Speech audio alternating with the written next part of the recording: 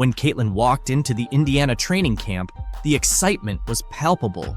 Everyone turned to look at her, filled with curiosity and hope. People started comparing her to the legendary Larry Bird, highlighting the high expectations and excitement surrounding Caitlin's game. Back in 1979, Larry Bird joined the Boston Celtics right after his college days at Indiana State. Before he arrived, the Celtics had just endured their worst season ever, finishing with a 23-59 record. But Bird's rookie season sparked a dramatic turnaround, with the Celtics achieving a 61-21 record and clinching the Atlantic Division title. This phenomenon became known as the Larry Bird effect. Could Caitlin Clark bring about a similar change for the Fever as Bird did for the Celtics? Last year, the Fever finished with a 13-27 record, and the year before, they had the worst record in the WNBA at 5-31. The potential for transformation is clear. Just as Bird took the Celtics from their worst season to division champions, Clark has the chance to revitalize the Fever. If she can replicate Bird's impact, she might lead the Fever back to playoff contention, something they haven't seen since Tamika Catching's last season in 2016. That's new to me. I think no matter what is going to happen, there's always going to be expectations and pressure on my shoulders and pressure on this team to be really good, and that's how you want it. That's exactly, we wouldn't want anything else. The excitement was palpable as the Indiana Fever kicked off their 2024 training camp at Gainbridge Fieldhouse. The familiar sounds of sneakers on the court, swishing nets, and teammates communicating filled Salesforce Court as the Fever returned for their first day of on-court action. Most of the team was there, including stars like Caitlin Clark and Aaliyah Boston, ready for an intense 2-day training camp. Head coach Christy Sides and her coaching staff wasted no time putting the players through their paces, evaluating their skills and chemistry. For Clark, this was her first official practice as a professional player, and she didn't disappoint. She showed the same talent and determination that earned her accolades in college, eager to make her mark in the WNBA. Despite the challenges and whirlwind of recent months, Clark was grateful for the opportunity to be back on the court with her teammates. I say I'm a pro by any means, but it's been fun. I think it definitely has a big city feel, but at the same time, it feels small and it's easy to get around. I mean, I'm staying mostly in downtown Indianapolis. I'm not driving everywhere yet. As the Fever geared up for their preseason games, Clark felt the pressure and excitement of playing at the professional level. She seemed ready to see what the team could achieve, confident in their abilities. Caitlin Clark is set to make her WNBA debut with the Fever in the 3rd week of May, but she wants to remind everyone that she's human, not a magician. As the top pick in a highly anticipated WNBA draft class, the weight of expectations is heavy, but she's handling it well. She's urged people not to expect miracles right away, emphasizing the importance of giving herself grace as she transitions to the pros. Clark acknowledges that perfection isn't realistic and that there will be challenges. She's not aiming to score 40 points per game from the start. Instead, she plans to learn from her teammates, enjoy the journey, and stay true to herself. The excitement around Caitlin is so strong that even her workout sessions have become viral sensations. During her first Indiana Fever workout on Tuesday, a 15-second clip of her shooting around quickly gained traction online. As the #1 pick in the recent WNBA draft, Clark showed her skills by going a perfect 5 for 5 in the video. This impressive performance follows her remarkable college career, where she became the NCAA's all-time leading scorer with 3,951 points at Iowa. Fever's training camp has captivated fans more than ever. During a scrimmage, Caitlin impressed everyone by dribbling past a male player and nailing a three-pointer. A fan posted a video of the play online, dubbing it, "Caitlin Clark broke his ankle," due to how she faked out her opponent. Teammate Erica Wheeler cheered her on with a playful "bye-bye boy" as the guy tried to keep up and nearly twisted his ankle. Dick's Sporting Goods even chimed in on social media, praising Erica for her support. Erica, who has been playing in the WNBA for 9 years, has been a big fan of Clark's from day one. Despite being a star and the top pick by the Fever from Iowa, Clark is still considered a rookie. Erica noted, "She's one of the best players in the world right now, but she's so humble. She's always asking for advice and trying to improve." Clark understands there's a big difference between college and professional basketball, but she's ready for the challenge. She's excited about the faster pace of the WNBA, saying it suits her style. "The coaches here have been watching me for a while and have some great plays lined up," Clark said. "I feel like I'm in good shape since I just played in the NCAA championship game." She's been keeping busy with basketball and feels confident and ready to make her mark in the WNBA. As Caitlin's fame continues to rise, Indiana is also seeing a boost in new advertising partnerships. The Indiana Fever, influenced by Caitlin Clark's selection, recently signed a major ad deal with Indiana-based pharmaceutical company Eli Lilly. This partnership introduces jersey ads to the WNBA, following a trend seen across various professional sports leagues. Starting this season, Eli Lilly's logo will appear on the left shoulder of Fever jerseys, highlighting the growing collaboration between sports and business in the state. Pacers Sports and Entertainment CEO Rick Fuson expressed excitement about the partnership, emphasizing its potential to bring attention to important issues such as support for female athletes and community health initiatives in Indiana. Edub compared Indiana to Hollywood when we talked to her. I know the excitement has kind of followed you for a little while, but I'm curious your spin on that and Indiana in particular. I'll agree with Edub there, I guess. I don't know. The excitement surrounding Caitlin Clark is unprecedented, and fans are eager to see her off the court just as much as on it. Fans are gearing up to watch Caitlin Clark make her WNBA debut this Friday, with the Indiana Fever set to take on the Dallas Wings in a preseason game. Despite being an exhibition match, ticket prices have surged, even surpassing those for a crucial NBA playoff game in Clark's new hometown. As of Wednesday afternoon, the cheapest ticket for the Fever versus Wings game was a whopping $595 on TickPick. Located in Section 209, Row MM at the College Park Center in Arlington, Texas, including all fees. These prices are comparable to many regular season NBA tickets, and notably higher than the entry price for Thursday night's Pacers-Bucks NBA playoff game at Gainbridge Fieldhouse in Indianapolis, which stood at $36 for the cheapest ticket on TickPick. The high ticket prices for the Fever Wings game can be attributed to the limited seating capacity at the College Park Center, which can only accommodate around 7,000 spectators. This situation has prompted several WNBA teams to upgrade their arena arrangements in anticipation of matches against the Indiana Fever. The Fever, in turn, hosted all their games that season at Gainbridge Fieldhouse after previously playing at the smaller Indiana Farmers Coliseum.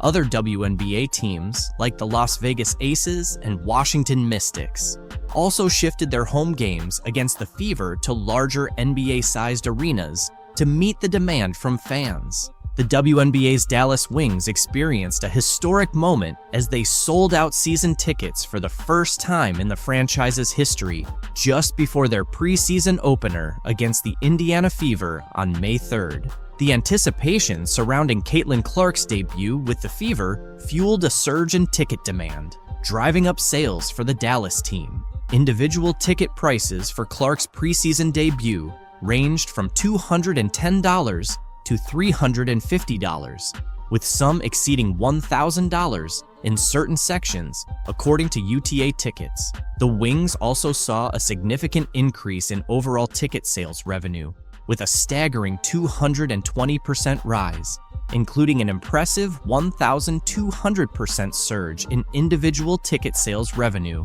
according to the Dallas Morning News.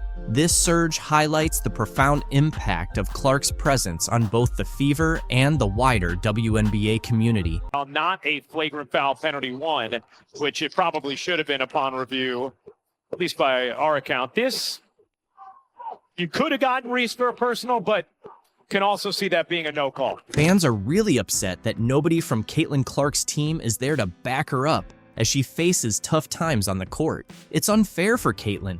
and pretty sad from Angel Reese's perspective. While many NBA and WNBA veterans have shown their support for Clark, Angel McCoughtry took it to the next level. She's offered herself to the Indiana Fever, ready to come in and defend Clark. Caitlin, she's a great player. I'm a fan of her. I think, are girls jealous? I don't know. She got $28 million from Nike. She's getting a $28 million deal from Nike, which is huge considering that half of the WNBA players won't even make $1 million in their entire careers. A retired 5-time WNBA All-Star has stepped up, offering to be Caitlin Clark's bodyguard as she keeps getting targeted by other players. Angel McCoughtry, now 37, weighed in on the recent buzz surrounding Caitlin Clark after Chennedy Carter's cheap shot on Saturday. Clark's fans are hoping for someone to step in and protect the Indiana Fever star since her current teammates aren't doing much. Speaking with TMZ Sports, McCoughtry said she's willing to come out of retirement to be Clark's bodyguard if the Fever needs one. She's got more than just a tough attitude on the court. The 2-time WNBA scoring champion, drafted first overall in 2009, sounds ready for a fight. Lead. McCoughtry skying in, able to finish in the foul. Take care of your players, all of y'all, McCoughtry said. Take care of your players, all of y'all. I don't care who it is. McCoughtry said it boldly, showing her willingness to join the Indiana Fever to defend and support Caitlin Clark. Former NBA players and others in the basketball community have raised concerns about protecting Clark as some WNBA players try to gain a physical and psychological edge over her. Fellow WNBA players seem to think they can make a name for themselves by targeting Caitlin Clark. Meanwhile, Fever teammates have passively watched as Clark gets pushed around on the court. During Saturday's win over the Chicago Sky, Fever players stood by as Chennedy Carter unnecessarily hip-checked Clark on an inbound pass. Since that dirty play, no Fever teammates have stepped up to defend Clark or voice their support. McCoughtry added, "I don't care who it is. If somebody's dragging your player down by the neck, I'm in your face. What the hell are you doing? Hey, we could go have lunch later, but right now, we're competing. Don't grab my player like that." I'm gonna step up for you. Somebody get my teammate face. Here I am.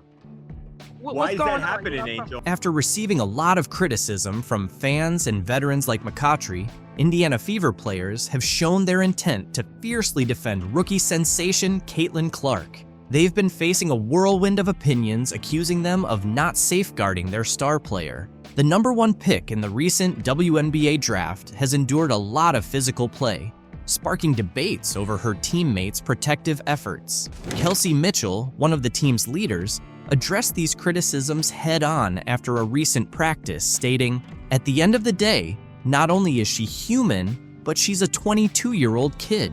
There are certain things she's going to experience over time," Mitchell said. She deserves to give herself some grace, and I think a lot of people around this world should too. And I think that at the end of the day, not only is she human, she's a 22-year-old kid. It's our job as a team to make sure she's covered from a standpoint of feeling mentally and physically safe. Obviously, we want her to feel at home all the time, stressed Mitchell. She's going to transition. There's going to be things that she's just going to experience that comes with time. And I think that the world should give her some grace. I really do. And I think that's our job as a team to make sure that she's covered from the standpoint of feeling mentally and physically safe, obviously, but psychologically, we want her to, at the end of the day, she got to go home and sleep. So that's our deal. We want her to feel at home all the time. The backlash intensified after a controversial incident involving Chicago Sky's Chennedy Carter during a heated game. Carter shoved Clark to the ground, and the Fever players were criticized for their slow response and lack of confrontation towards Carter's antics. Angel Reese and other Sky members even applauded the cheap shot, highlighting the contrasting reactions between the two teams. This behavior has alarmed many, including politicians. Indiana Representative Jim Banks is demanding answers from the WNBA to ensure Clark is protected from such incidents. Banks sent a letter to Kathy Engelbert, the WNBA commissioner, seeking details on the league's plans to safeguard Clark.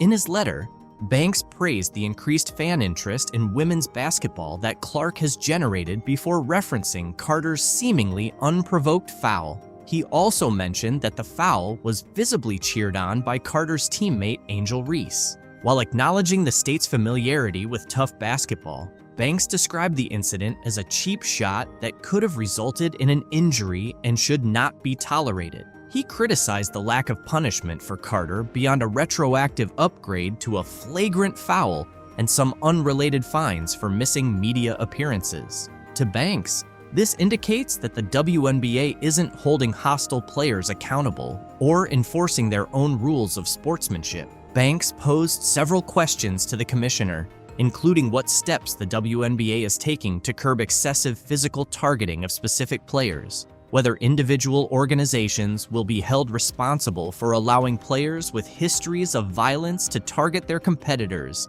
and if repeatedly diminishing fellow players' talents benefits the league's overall success. He also asked if it is inspiring to young female athletes to see players like Caitlin Clark physically targeted for their success. There's no question that many WNBA players have struggled to hide their resentment towards Clark for the attention and money she generates through endorsement deals. The WNBA's only hope of achieving lasting relevance in the broader sports landscape is by creating and sustaining stars. Clark is essentially the first star of this magnitude the league has had in years, if not ever. It is not in the league's best interest to allow other players to target her, especially if that targeting leads to injury. Banks' questions are crucial, and the WNBA's answers may be even more so. What an incredible talent she is, 2 Final Fours, leading scorer, history of college basketball.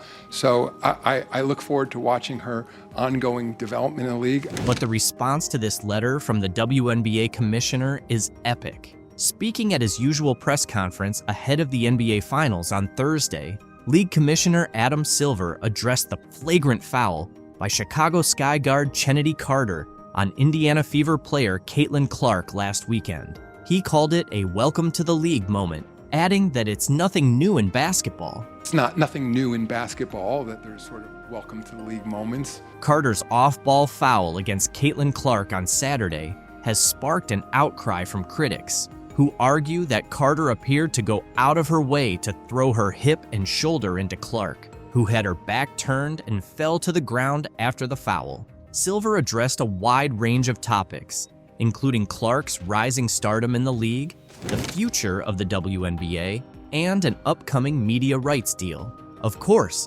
I want to see Caitlin Clark treated fairly and appropriately in the league, Silver told reporters. I would say it seems like she can take care of herself. She's a tough player. Of course, I want to see Caitlin treated fairly and appropriately in the league. I would say it seems like she can take care of herself. She's a tough player.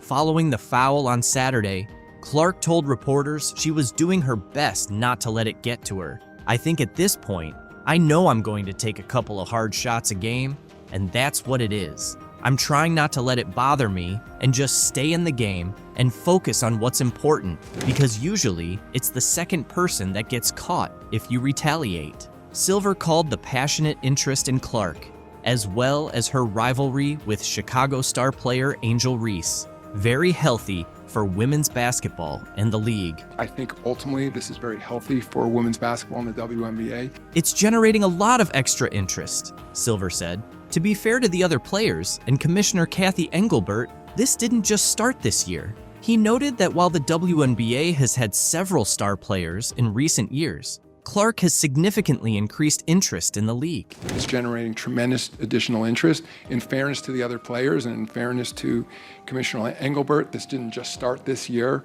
Certainly, we're seeing an acceleration of it with Caitlin, but many individual stars who came in this league in the last several years, and then again, I've been with the league for a long time, so I was there the early days with Val Ackerman, and of course David Stern when we developed the WNBA. If you look back at our original business plan from 28 years ago, we didn't anticipate it would take this long to achieve the level of popularity we're seeing now, Silver said. Ultimately, I don't want to make too big of a deal about one player or one call. However, the growing rivalries in professional basketball, both between teams and individual players, can be beneficial for the sport, he continued. If you went back and looked at our original business plan from 28 years ago, we didn't think it would be such a long timeline to kind of break into the sort of popularity we're seeing now. So ultimately, I don't want to make too big an issue about one particular player, one particular call, but I think the burgeoning rivalries in professional basketball, you see rivalries obviously among clubs, but also among individual players too. And I think that can be ultimately good for the sport. Earlier this week, ESPN host Pat McAfee apologized for referring to Clark as a white bee. I utilized the words white bee to describe Caitlin Clark as being the superstar. Those were not my intentions, but that's how you took it. That's on me. I do apologize. During a segment discussing whether race has influenced the WNBA rookie's rapid rise, Silver said he accepted McAfee's apology and considered it a misstep. Caitlin Clark's talent is undeniable, and she's been proving it from her very first games. Even the biggest names in history need time to showcase their full potential, especially in major leagues like the NBA and WNBA. As Clark continues to get acclimated to the WNBA, her mindset and skills are being honed to make her an even more formidable player. Her quick learning ability is evident in her evolving perspectives. Before her debut as a rookie, Clark didn't see much difference between the NCAA and the WNBA. "I don't think it'll be any different from college," Clark said. "I've played in front of big crowds every single game, so these environments don't scare me or affect me at all. I think just embrace it and enjoy it. I'm sure there will be a lot of basketball fans here who really appreciate the game." However, her perception shifted after her first game. She has since admitted several times that the WNBA game is much more physical than she anticipated. She experienced this physicality firsthand during the Indiana Fever's third straight loss on Saturday. "The physicality is definitely up there. I'm easily pushed off screens," Clark told reporters. "The game seems a little fast for me right now, but the more I play and the more comfortable I get, it's going to slow down a bit. It'll be easier for me to make reads and see things develop." Clark is quickly adapting to the game, showing significant improvement with each match. On Monday, the Fever nearly secured a win, but narrowly lost 88-84 to the Connecticut Sun. Clark scored 17 points, hitting 5 of 11 shots and making all 4 free throws. Despite injuring her ankle, she played for 27 minutes, adding 5 assists, 3 rebounds, and 5 turnovers. Although the Fever lost, the game was a clear sign of their progress. Veteran guard Kelsey Mitchell, who started the season with an ankle injury, has been regaining her form, which has benefited Clark. In the final moments of Monday's game, Clark played a key role, contributing to 17 of the Fever's 23 fourth-quarter points. The excitement surrounding Caitlin Clark is at an all-time high, and for good reason. Some frustrated fans have even edited the Wikipedia page of Indiana head coach Christy Sitz following Clark's first 2 WNBA preseason games. Clark played in 2 preseason matches for the Fever, but has not yet participated in a regular season game. Fans are already expressing their dissatisfaction with side's management of Clark, who is expected to be a key player in the WNBA. Clark had a strong preseason debut against the Dallas Wings, but shot 4 for 12 in last Thursday's game against the Atlanta Dream. Sides commented on Clark's performance, saying, "I think she's used to some shots that she's taken in the last few years that are just those shots she's going to get open looks. She's got to figure it out. I gave her a rule the other day. She has 0.5 seconds to make a decision." Christy Sides also talked about Clark needing to change some habits. When she gets off the ball and hits someone in the high post, she tends to hang out and dance around. That's something she's used to doing, and it's a habit we need to break. One of Clark's upset fans even accused Sides of trying to undermine Clark's game, editing Sides' Wikipedia page to claim she's the only coach capable of damaging what the WNBA aims to achieve with Clark. The edited entry in the Indiana Fever section reads, "Sides got her first head coaching job in 2022 when she was hired as the 9th head coach in Indiana Fever franchise history and the only coach that could possibly ruin what the WNBA is on track to accomplish by ruining Caitlin Clark's game. During Caitlin Clark's pre-game warm-up in Brooklyn on Saturday, she paused for an interview with NBC's Today hosts Hoda Kotb and Jenna Bush Hager. Later, she posed in uniform with Trailblazer Billie Jean King. In between, Clark played a game, scoring a career-high 22 points with 8 assists and 6 rebounds. Notable figures like Jason Sudeikis, Megan Rapinoe, Sue Bird, and Dawn Staley watched as she dominated the court. Clark's first week in the WNBA highlighted both her star power and the challenges of transitioning from college to the pros. She debuted in Connecticut and Indianapolis, and following her first game in New York City, she received mixed reactions. Fans eagerly awaited wearing number 22 shirts and holding signs, and Clark tried to accommodate as many selfie and autograph requests as possible. Caitlin acknowledged that she needs to handle physicality better, be more decisive in navigating screens, and develop more chemistry with Indiana's posts. She assisted last year's Rookie of the Year, Aaliyah Boston, on 4 of Boston's 12 field goals in 2023. Indiana guard Erica Wheeler assisted Boston on 24% of her field goals, according to PBP stats. Clark's assists to Boston haven't been evenly distributed across games. The Fever knows they have much to improve on as a team. Through 3 games, they are allowing 18 fast break points and 17.3 second chance points per game, both second highest in the WNBA, a significant drop from last year. Their defense is conceding more than 116 points per 100 possessions, the worst in the league. Failing to contest shooters in the first half of their loss to New York on Saturday was as damaging as any offensive issues. Clark often talks about the importance of being kind to herself. She's seen both the ups and downs of being a pro, becoming the first WNBA player to record 21 turnovers in their first 21 games, and the second after Candace Parker to achieve over 50 points, 15 assists, and 10 rebounds, according to Across the Timeline. I know people expect me to do amazing things, but it might take some time, she said on Tuesday. On Saturday, she added, I think the more we play together, the better our chemistry will be. Despite the Fever's 0-3 start, Coach Christy Sides noted progress. The team faced tough losses, including a 21-point defeat to Connecticut and a 36-point blowout on Thursday. Before Saturday's game, Sides stressed the need to compete and asked her team to understand what that looks and feels like. The 11-point loss to New York showed more of the fight Sides wanted. We couldn't figure that out the other night, and that was so frustrating, Sides said. Now we kind of have an idea of where we are. The Fever are a young team with potential, competing against some of the WNBA's best. This is going to take a little time, All-Star guard Kelsey Mitchell said on Saturday. Mitchell, recovering from an ankle injury, came off the bench in Indiana's first 2 games. Playing against the best of the best is the only way we're going to get better. During one sequence in the second quarter on Saturday, Clark missed a deep 3-pointer, giving the ball back to Liberty.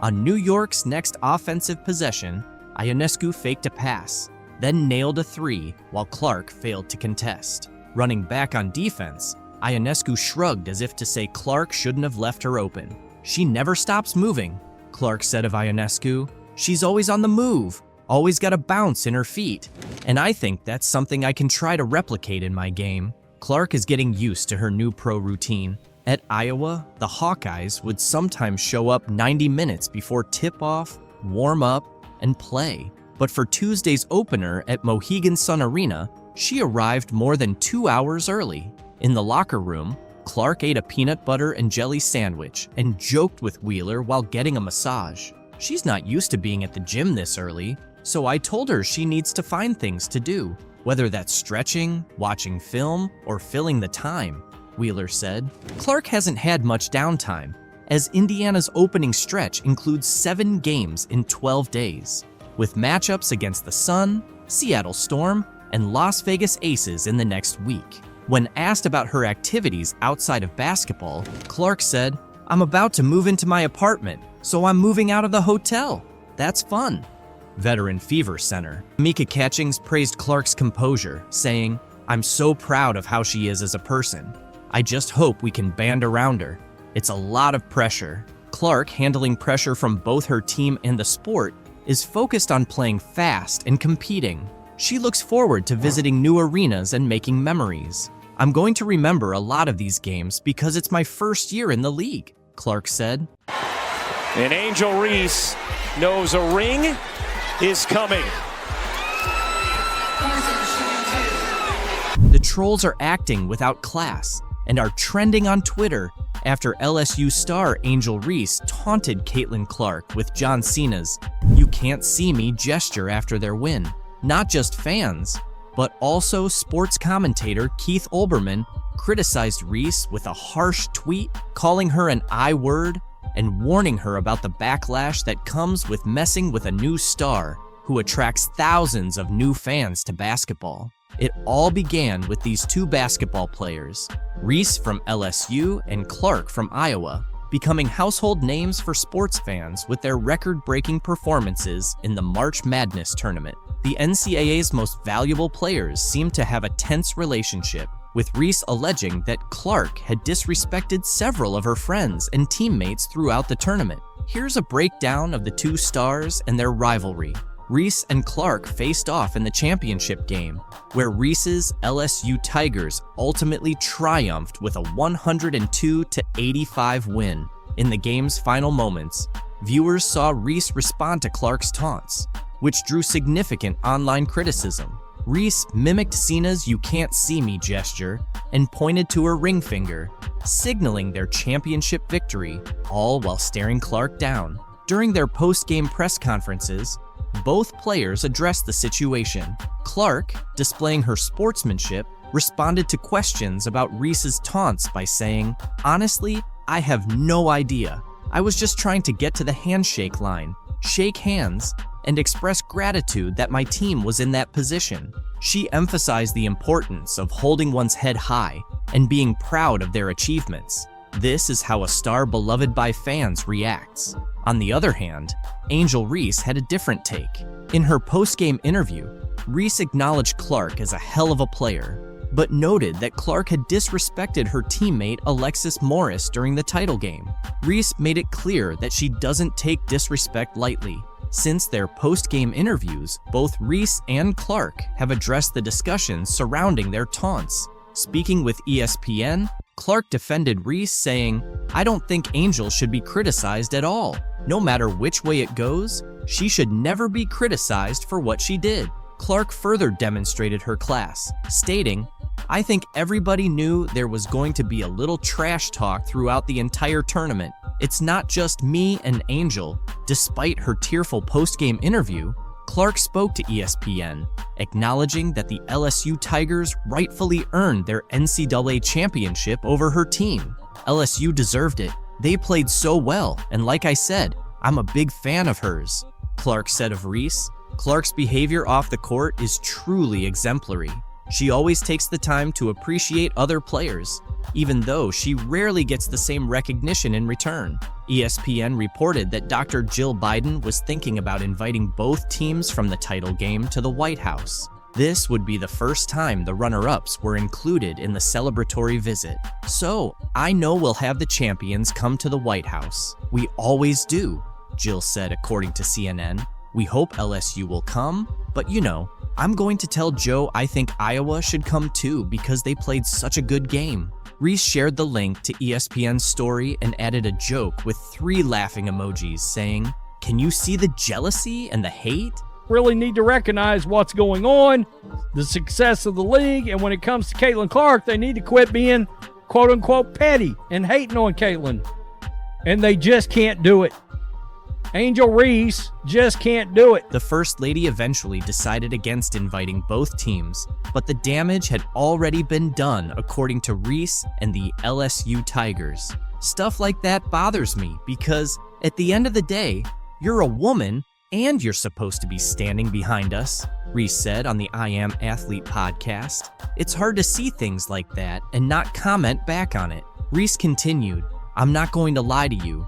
I don't accept the apology. You can't take back certain things you say. You felt like they should have come because of sportsmanship, right? They can have that spotlight. We'll go to the Obamas. I'm going to see Michelle.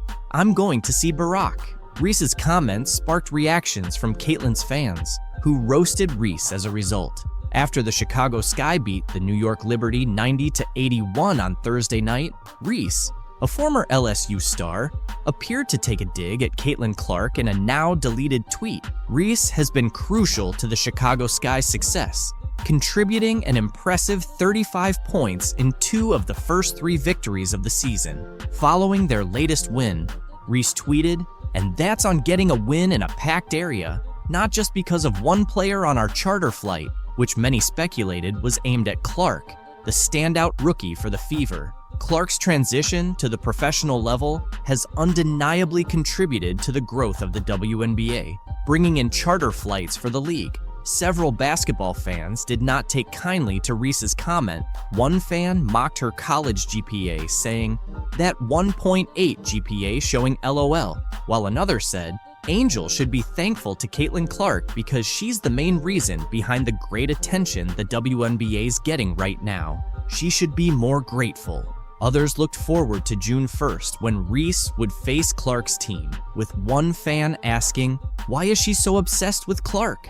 I haven't seen Clark bring up Reese once." Other fans labeled many women players as haters of Clark, noting, "It's truly amazing how much these women hate Clark, LOL." Reese's profile rose because of the rivalry. Otherwise, she might have been just another WNBA player. One fan even challenged the vague meaning of her tweet, saying, "What did she say? I read the tweet 10 times and still can't understand what she's trying to say." Despite the intense competition and scrutiny surrounding their games, Reese has tried to show some respect for Clark. In April's highly anticipated LSU-Iowa March Madness matchup, Reese clarified that there was no animosity between her and Clark. After LSU's loss to Iowa in the Elite Eight, the 2 players shared a hug in the handshake line, with Reese whispering encouraging words to Clark. Reese revealed that Clark told her to continue being a great player, and Reese reciprocated by encouraging Clark to keep elevating the game and win it. This moment highlighted the respect and admiration they have for each other as athletes, despite their fierce competition on the court. Both players have admitted that their rivalry isn't personal. Reese explained that outside the game, they can be friendly and supportive of each other. She acknowledged that people often misinterpret their competitive nature as hatred, but in reality, they respect each other and understand the nature of the game. However, recent events paint a different picture. Reese recorded an impressive stat line with 17 points and 20 rebounds in 36 minutes before fouling out with under 2 minutes left in the 4th quarter. On the other hand, Clark delivered a stellar performance, finishing with 41 points, including 9 3-pointers, 12 assists, 7 rebounds, 2 steals, and 1 block, leading Iowa to the Final Four. It is still a team game, and but I'm rooting for Caitlin because I've been in that seat before. I've walked that road before. I hope she kills. LeBron James has chosen to focus on the positive impact Caitlin Clark is having on the WNBA in her rookie season, despite the early struggles and criticism faced by players like Angel Reese. James praised Clark for boosting interest and viewership in women's basketball. And here is the women's basketball world choosing to reject the attention that is finally coming their way by rejecting Caitlin Clark. The WNBA has really missed out by passing on Caitlin Clark. She's not just any rookie, she's the most exciting thing to happen to the WNBA, NCAA, and women's basketball in general. But here's an intriguing twist. She got left out of the Team USA women's basketball roster.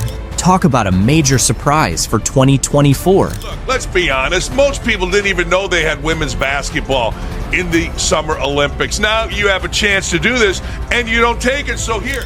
In basketball, having top-notch skills and fierce competitiveness can overshadow even the biggest teams worldwide, and Caitlin Clark embodies all of that. So, what could be behind Team USA's decision not to include the Indiana Star rookie? First, let's take a look at Clark's performance in her rookie year with the WNBA. Despite the Indiana Fever's 3 for 29 season, Clark shined individually, averaging 16.8 points, 6.3 assists, and 5.3 rebounds. Her performance and impact are unprecedented for a rookie in the WNBA. So why isn't she on the Team USA roster?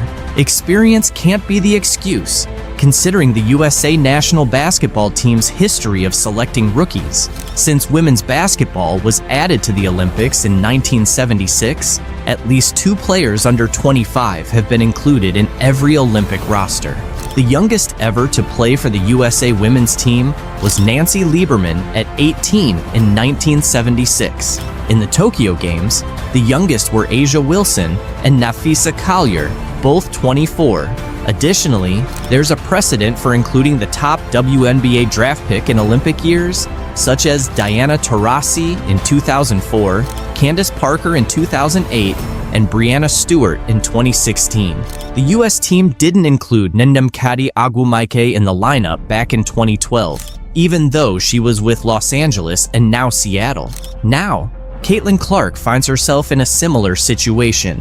During her time at Iowa, Clark became the Division I career scoring leader for both men and women, finishing with 3,951 points. She also reached the national championship game in both her junior and senior years. Look, let's be honest. Most people didn't even know they had women's basketball in the Summer Olympics. Now you have a chance to do this, and you don't take it, so here. However, selecting Clark would have meant more than just highlighting her story. It would have introduced Olympic viewers and readers, many of whom aren't avid sports fans or haven't seen a women's Olympic basketball game, to the entire U.S. team. If you hadn't seen Breanna Stewart in her previous Olympic appearances, you would have tuned in this summer because of Clark's star power. The same goes for Brittany Griner. If she's healthy, she won't be there, and thus, many fans won't follow, as they usually don't. Imagine the global interest Clark could have generated, with reporters and fans from around the world watching her make stunning plays and signing autographs. Little girls in Europe and Africa might have been just as captivated as those in the USA. It all comes down to USA Basketball, whose mission is to promote, grow, and elevate the game at all levels. Missing out on representing your country in the Olympics is undoubtedly disheartening, and Caitlin Clark likely felt that way when she learned she hadn't made the 12-player roster for the Paris Games. On Sunday, Caitlin Clark and Fever coach Christy Sides addressed the news for the first time since it was announced that the top overall pick didn't make Team USA's final roster for the 2024 Olympics in Paris next month. Clark maintained her usual calm demeanor when reacting to the news, but Sides revealed her star's immediate response. Clark got the call while on the bus and texted Sides to share the news. Sides tried to keep her spirits up, and Clark's reaction was, "Hey coach, they woke a monster," which Sides found impressive. Clark noted that the team's mix of talent and experience, none of the players being younger than 26, was a key factor in her not making the roster. Despite this, Clark expressed enthusiasm for the players who did make the team. She said, "I'm excited for the girls on the team. I know it's the most competitive team in the world, and it could have gone either way, with me being on the team or not. I'll be rooting for them to win gold. Watching the Olympics has always been a dream for me, and this just adds motivation. Hopefully, in 4 years, I can be there." Clark was invited to the most recent training camp in April, which would have been her first chance to work with the senior national team, but she couldn't attend due to the Final Four. Nonetheless, she gave herself a strong chance with a standout rookie season. However, she has faced challenges with the physicality of the game and leads the league in turnovers, averaging 5.6 per game. These issues, along with the talent and experience of the players ahead of her, seem to be the reasons she didn't make the final roster. According to Christine Brennan of USA Today, Team USA veterans were concerned about how Clark's large fan base might react if she were chosen, but received limited playing time. Clark didn't go into details about the decision, but mentioned that USA Basketball called her to deliver the news before it was publicly leaked on social media. On the bright side, Clark will finally get a break when the WNBA takes a pause for the Olympics. She's been playing almost non-stop since her senior season at Iowa started in October. Once the Fever finish their pre-Olympic schedule on July 17th, they won't play again until August 16th. I'm really looking forward to a break, Clark said. I've loved every second of competing, but it will be great to rest, get healthy, and take a bit of time away from basketball. It'll be nice to find some peace and quiet for myself. There's a slight chance Clark could still join the team as an injury replacement. Notably, Chelsea Gray, who was selected, hasn't played in 8 months due to a foot injury, and it's unclear when she'll return. As one of the top playmakers, Clark could be next in line if Gray isn't back in time. However, Clark is focusing on the Fever and their effort to climb out of the 11th seed. If USA Basketball needs something, I have a good relationship with them. But the 12 players they've selected are really great, Clark said. I think they're in good hands. Cheryl Reeve is a great coach, and the selection committee did a really good job. Some media personalities suggest that not making Team USA could turn out to be a blessing in disguise for Clark. Jamel Hill, formerly of ESPN, suggested that not competing for the gold medal might actually be beneficial for Clark. In just a few weeks, Clark transitioned from college basketball to becoming a professional and dealing with a demanding schedule. A multi-week break could be just what she needs, Hill mentioned in an X post. Clark had almost no offseason. Her college career ended on April 7th after a long 6-month season, and just a week later, she was the first overall pick in the WNBA draft by the Indiana Fever. She started practicing almost immediately, with the Fever's preseason beginning 11 days before the WNBA season kicked off on May 14th. The WNBA season will take a nearly month-long break for the Olympics, with the Fever off from July 18th to August 15th. This will be the longest gap between games for Clark since before her final season at Iowa started.